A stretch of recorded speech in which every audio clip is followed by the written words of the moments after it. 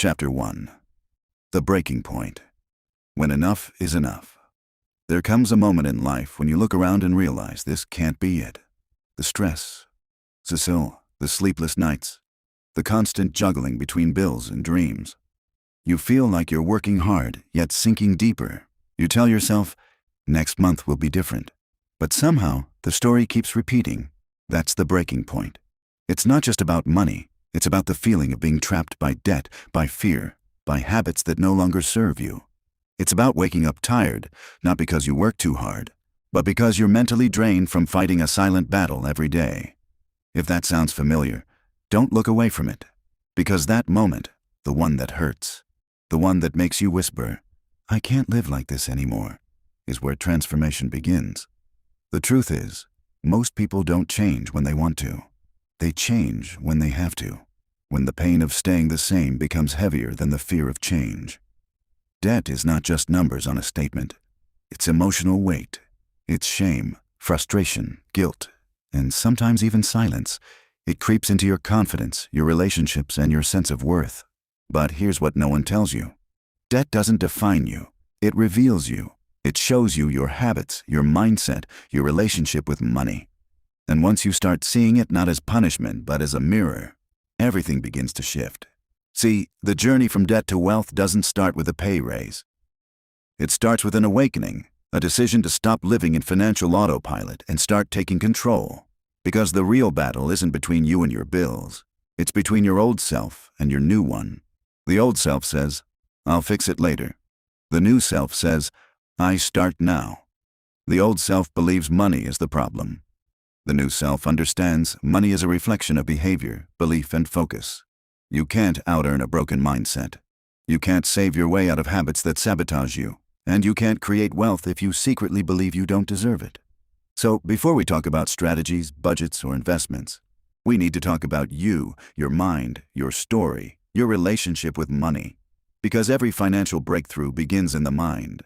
If you've ever said things like, "I'm just not good with money," or "I'll always be in debt," realize this. Those aren't facts. Those are scripts. Old programming running in the background shaping your behavior. And the good news, scripts can be rewritten. It starts the moment you stop identifying with your struggle. You are not broke. You're becoming aware. You're waking up. And that awareness, that spark of clarity, is the first step toward freedom. Let's face it, most of us were never taught how to think about money. We were taught how to earn it, but not how to manage it. We were told to chase security, not to create abundance. So, we grew up working hard, yet never feeling ahead, stuck in cycles we didn't even realize we inherited. But here's the truth. You can break any financial pattern the moment you decide to stop repeating it. Debt is not your identity. It's a situation, and situations can change. It doesn't matter if you're deep in loans, behind on payments, or afraid to even check your balance. What matters is that you've reached the moment where you've said enough. That's the moment that separates victims from victors. Because once you reach that breaking point, something powerful happens. Your energy shifts. You stop blaming, you start owning, you stop wishing, you start building. That's the moment you stop seeing money as something outside of you and start seeing it as something that flows through you. You start asking better questions. How can I grow from this? What does this teach me about discipline, patience, and vision? And slowly you begin to understand that wealth isn't about how much you have. It's about how you think. Debt is noise. Wealth is clarity. And clarity begins with awareness. If you're listening to this, it means that part of you already knows there's more. That you're capable of rewriting your money story. So breathe. You're not behind. You're not broken. You're just at the start of a new chapter. And maybe this is the first time you're hearing someone say it. But you can do this. You can get out of debt. You can build wealth. You can shift your mindset so completely that one day you'll look back and say that struggle was the reason I learned how powerful I really am. This is where your story changes. Not with luck, not with a miracle, but with a decision. A decision to stop running from your money and start understanding it. A decision to stop fearing what's in your bank account and start mastering what's in your mind. This is the moment that everything turns. The breaking point is the beginning of your breakthrough. Chapter 2. The Illusion of Debt. Why most people stay trapped. Debt isn't just a number. It's a story. And for most people, that story is built on illusion. An illusion that says, I need this to survive. An illusion that whispers, everyone lives like this. An illusion that convinces you that owing is normal, that credit is convenience, that borrowing equals progress. But here's the truth. Debt isn't freedom disguised, it's control disguised as opportunity. From a young age, we're trained to accept debt as a part of life. You're told you'll need a loan to go to school. You'll need a car payment to get to work. You'll need a credit card to build a score. And before you even realize it, you're living in a world where owing has become normal. But debt has a hidden cost. Not just in money, but in mental peace. It keeps you chasing, always slightly behind, always reaching for that next paycheck that never feels enough. And the most dangerous part, you start believing that's just the way it is. That belief, not the debt itself, is what traps most people for life. Because debt feeds off acceptance. It needs you to believe that it's permanent, that it's necessary, that it's part of adulting. But the moment you question that belief, the illusion starts to crack. Here's the harsh reality. Debt sells you comfort today in exchange for freedom tomorrow. It offers you the lifestyle before you've earned it and charges you interest on your impatience. And society praises that. You're rewarded for appearances, not stability. You're taught to look successful, not be successful. The system thrives when you're comfortable being uncomfortable, working just enough to stay afloat, but never enough to break free. That's why debt isn't just a financial issue. It's a mindset trap. Because once you believe that your worth is tied to what you own or what you owe, you become a lifelong customer to the illusion. But wealth is quiet. It doesn't need validation. It doesn't need display. Wealth isn't about showing off. It's about showing up day after day for your future self. And the first step toward wealth is seeing debt for what it truly is. A transaction of time. When you take on debt, you're not just borrowing money. You're borrowing future hours of your life. You're trading tomorrow's freedom for today's comfort. You're saying, I'll pay with my future effort what I want right now. That's the real cost. Not the interest rate, but the interest in your potential. The illusion of debt keeps you focused on paying bills instead of building assets. It keeps you surviving instead of strategizing. And that's how people get stuck for decades. Smart, hardworking people. Not because they don't make enough, but because their mindset was hijacked. The credit system doesn't just measure your worth. It molds your behavior. It rewards spending, not saving. It praises activity, not stability. And it's built on one powerful idea. Keep them chasing. But here's what most never realize. When you live in debt, you live in delay. You delay peace. You delay freedom. You delay the version of yourself that doesn't wake up worried about money. And you can't build wealth while living in delay. Wealth requires focus. Debt breeds distraction.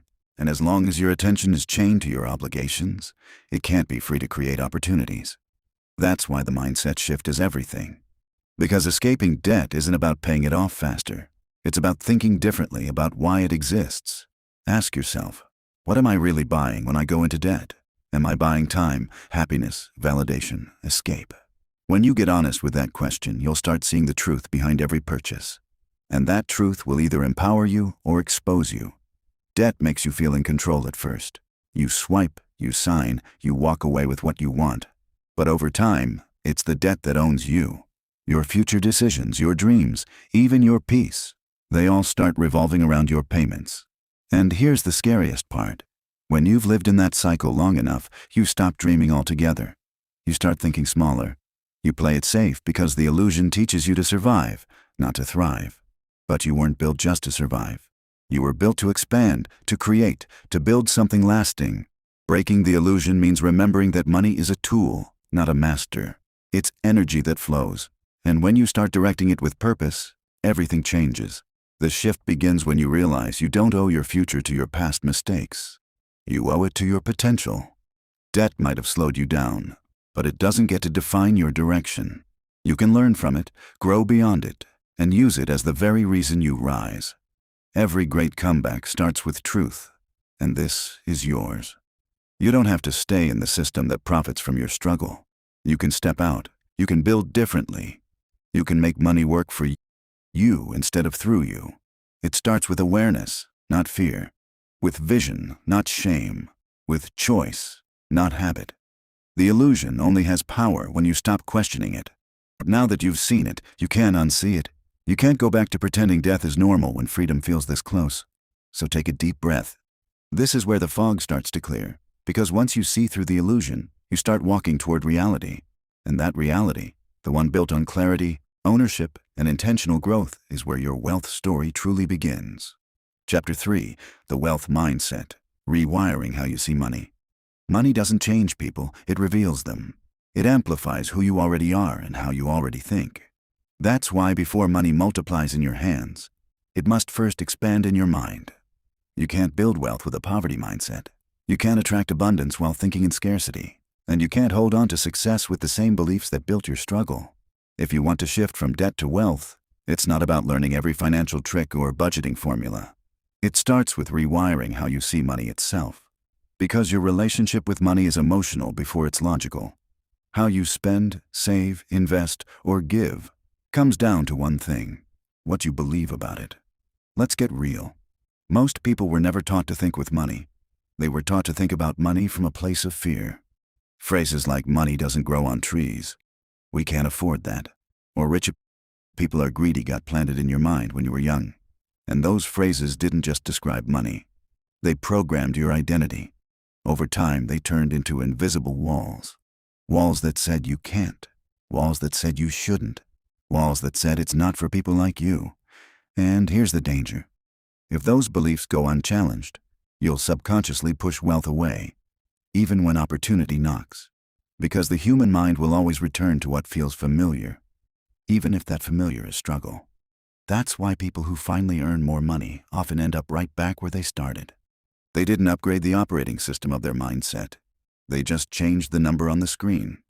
To move from debt to wealth, you must build a mindset that no longer operates in survival mode. You have to stop asking, "How can I make ends meet?" and start asking, "How can I expand the ends entirely?" It's not about working harder, it's about thinking bigger. Wealthy people don't think in terms of cost, they think in terms of value. They don't focus on what they'll lose, they focus on what they'll gain. They don't chase money, they create systems that attract it. Here's what most don't realize. Money is not loyal to effort, it's loyal to intention. It flows where clarity and confidence exist. If you keep seeing money as something that's slipping away from you, that's exactly how it will behave.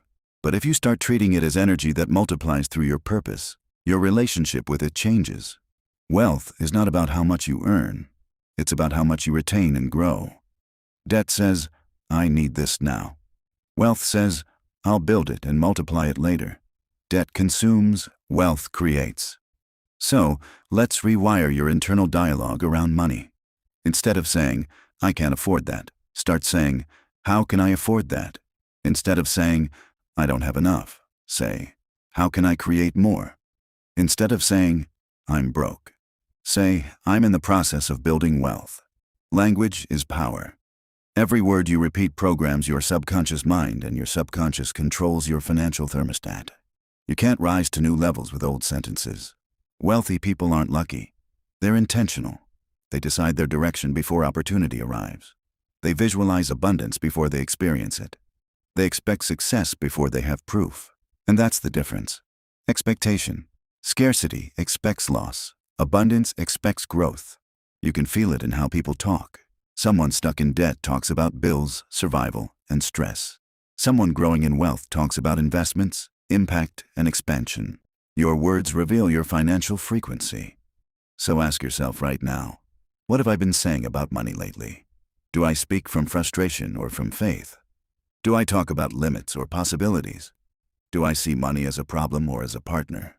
The wealthy mindset treats money like a seed. It's meant to be planted, not hoarded. The more wisely you sow it, the greater the harvest. But most people never plant because they're afraid of losing the seed. They keep it in their pocket, safe but useless. That's how fear kills growth, not through action, but through inaction. Wealth comes from motion. Money loves speed and direction. It doesn't grow in confusion, it grows in clarity. When you start making decisions from a place of confidence instead of fear, everything shifts. You begin seeing opportunities that were always there. You just couldn't recognize them before because your vision was clouded by survival. You begin saving not because you're scared, but because you have a strategy. You begin investing not because it's trendy, but because you finally understand value. You begin to own your money story instead of letting your money story own you. And here's the beautiful part. The wealth mindset is learned. No one is born with it. It's built through awareness, repetition, and action. You train it daily by how you think, speak, and move. Every time you choose growth over fear, you strengthen it. Every time you delay gratification, you reinforce it. Every time you think long-term, you become it. The debt mindset says, I need it now. The wealth mindset says, I'm building forever. And when that shift becomes real in you, everything else follows. Your habits, your choices, your confidence, your results. Because the truth is, you don't attract what you want. You attract what you are. If you want to attract abundance, you must become abundant in thought. If you want to attract opportunity, you must think in possibility. If you want to attract wealth, you must first think like wealth. This is not about pretending or faking success. It's about alignment, bringing your beliefs and your behavior into harmony with your goals. You can't say you want freedom but keep making decisions from fear. You can't say you want growth but keep repeating the same limiting patterns. You can't say you want wealth while treating money like the enemy. Your thoughts are the foundation, and once they shift, your life follows. This is the mindset that separates those who break free from those who stay stuck. They stop asking, can I afford it, and start asking, can I grow into it? They stop focusing on the price and start focusing on the payoff. They stop fearing debt and start mastering discipline. The real wealth isn't in your account. It's in your awareness. Because once your mind expands, your money follows. You can rebuild, recover, and rise. You can go from surviving to thriving. You can become the kind of person who doesn't just make money, but makes a difference with it. This is where your shift begins. Not in your wallet, but in your way of thinking. You don't need to chase wealth. You need to think wealthy, and the moment you do, money stops being something you fear losing and starts becoming something you confidently build. Chapter 4. The Power of Financial Awareness. Most people don't have a money problem. They have an awareness problem. They know how to earn. They know how to spend, but they don't know how to see. You can't change what you don't notice. You can't fix what you refuse to face. And when it comes to money, what you don't track will quietly control your life. Financial awareness is the point where wealth begins. Because the moment you become conscious of where your money is actually going, you stop being controlled by impulse and start being guided by intention. It's not about being obsessive or miserly. It's about taking back command. The truth is, every dollar you earn has a destination. It's either building your freedom or feeding your frustration. The question is, do you know which one it's doing right now? Awareness changes everything. Think about it. How many times have you looked at your account and wondered, where did all my money go? That's not a budgeting issue. That's a blindness issue. You weren't paying attention and life charged you interest for it. Wealthy people don't get wealthy because they're smarter. They get wealthy because they're aware. They see patterns before problems. They track progress before crisis. They know exactly where their money lies and where it's headed next. You don't have to be rich to think this way, but you have to think this way to become rich. Financial awareness is not glamorous. It's not exciting, but it's the difference between wishing for wealth and working toward it. Here's what awareness does. It removes the fog. It lets you see your habits for what they are. Not excuses, but choices. Every swipe, every click, it's just $5 is a vote. And the sum of your votes decides who you become financially. So if you want to move from debt to wealth, start by getting brutally honest with yourself. Where does your money go?